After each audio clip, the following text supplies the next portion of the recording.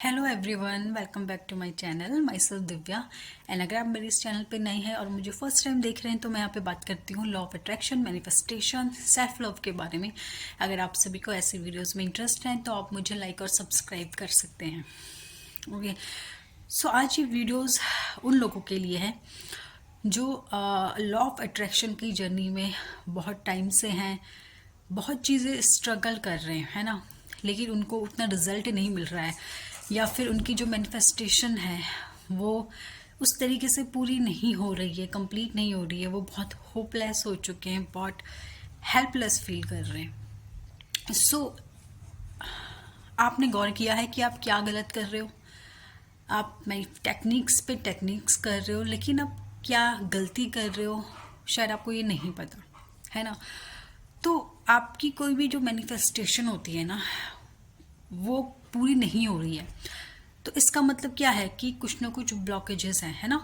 कोई तो ऐसी चीज़ है जो ब्लॉक कर रही है, कोई तो ऐसी चीज़ें हैं जो आपकी मैनिफेस्टेशन को होने से रोक रही है।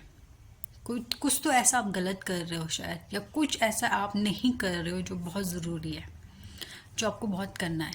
ठीक है, तो कुछ चीज़ें जो है वो बहुत बेसिक हैं जो मैं आपको अभी वन ऑन वन बताने वाली हूँ। ठीक है, तो जैसे फर्स्टली तो हो गया कि क्या आप पूरी तरीके से हील हो, आपके अंदर अपनी डिज़ायर को लेके कहीं पास्ट की कोई नेगेटिविटी तो नहीं है।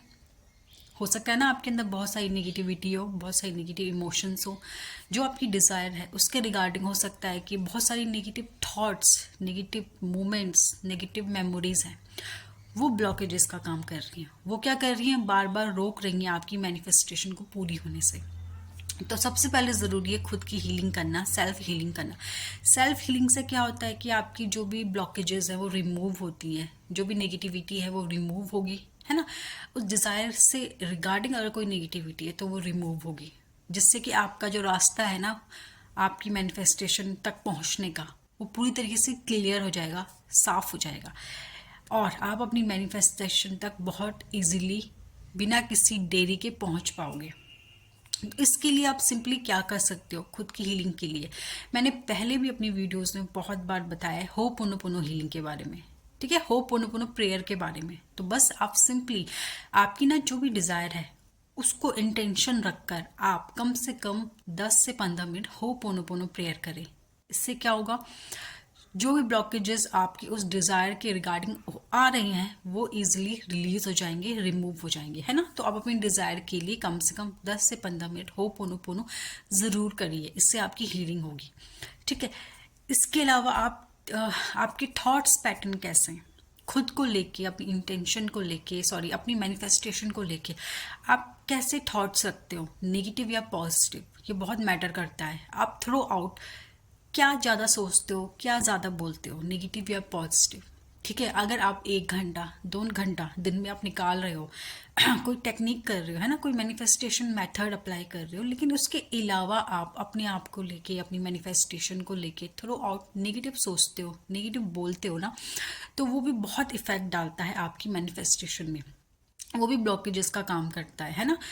नेगेटिव सोचना, नेगेटिव बोलना, ये भी एक बहुत नेगेटिव एक मेथड आप अप्लाई कर रहे हो, है ना। एक तरीके से आप पॉजिटिव भी मेथड अप्लाई कर रहे हो अपनी डिज़ायर के लिए, और वहीं दूसरी तरफ क्या कर रहे हो, आप नेगेटिव अफर्मेशंस दे रहे हो, नेगेटिव सोच रहे हो। नेगेटिव सोचना वो भी क्या है, एक अफर्मेशन है, वो भी एक मेथड है जो आप यूनिवर्स में दे रहे हो। तो आप हो सकता है कि आप वो नेगेटिव अट्रैक्ट कर रहे हो, तो बहुत ज़रूरी है अपने थॉट्स पे काम करना। आप, ठीक है, देखना कि आप कितना गलत सोच रहे हो अपने आप को लेके, कितना सही सोच रहे हो, उसको एनालाइज करना।